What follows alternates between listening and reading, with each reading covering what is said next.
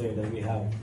Nagkaroon ng exposure inside the competition because they are working hard on the daily sa practice, so they deserve to play.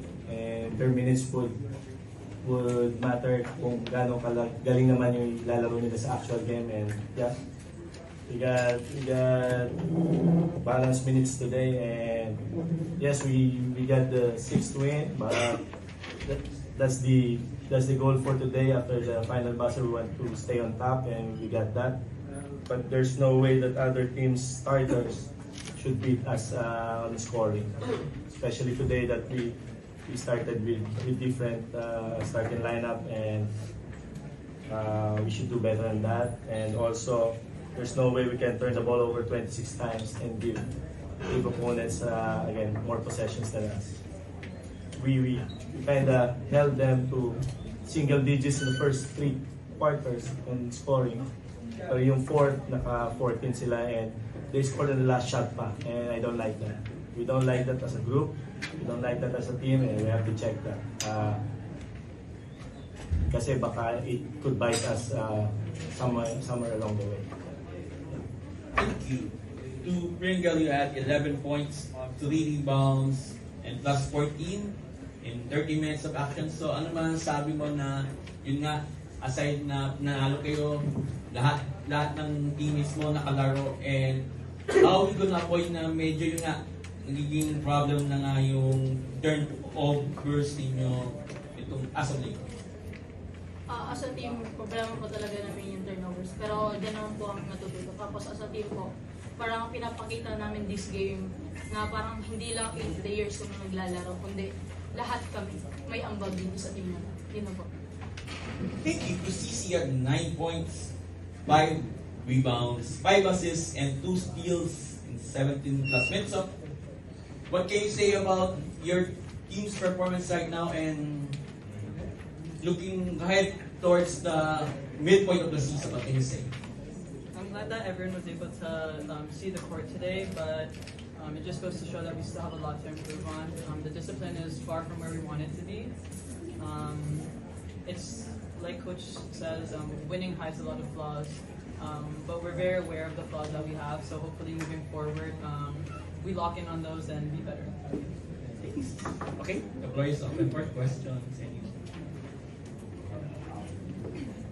So congratulations on your win. So this question is for Fabio. So you managed to maintain a comfortable gap throughout the game, but what do you think was the greatest or biggest challenge for this match against the Green Panthers?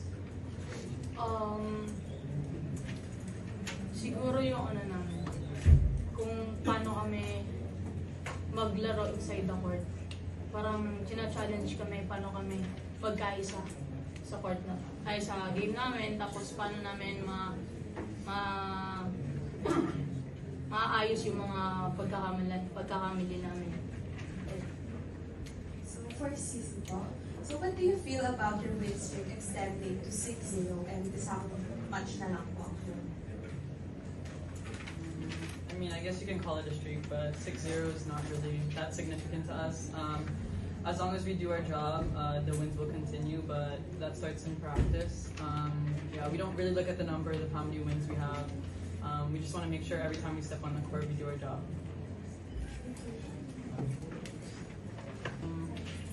For me, I think the best thing that I've seen is everyone enjoying. Apart from today, I think we definitely struggled. But in practice, you can see that everyone really wants it. We're not relying on one person. We're really relying on each other. I think that's the biggest thing. The most powerful thing we have is each other, our teammates.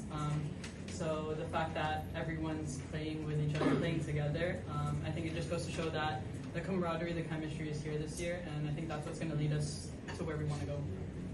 Coach, yun nga, na-mention ko kanina, si Shelo lang po yung more than 20 minutes. Siguro what was the mindset going into it na ibabad ko talaga si Shelo in terms of what do you wanted? Was it na parang you wanted her to get more experience and playing time? Yeah, as you could see, we started Shelo for the first time in this season. I kind of wanted her to really feel the court right away after warming up, and from the get-go, gusto kong pakawalan agad siya. And we're still trusting her sa system namin, and we trust her her capabilities, and hindi pa lang natin nakikita, but I think soon we'll see how she really plays, and when she's settled, yun ang mindset natin today. And also the mindset today is to play at a level wherein we could improve for future games also, because again we played a team which is coming off a high spirit after winning the first game, and we know Coach I is one of the best coach in the land, especially in women's basketball. She's known for building up teams from ground zero, and she has done that. So that's why we respect her prowess, her style of coaching, and cannot give an inch to them, because again they are capable of beating teams. So yun yung mindset namin for today's game.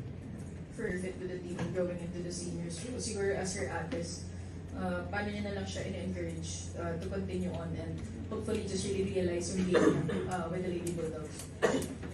In-encourage naman siya namin, lalo na pag sa training, na kailangan niyang, laruin niya na yung laro niya kasi malaki talaga yung impact siya sa amin.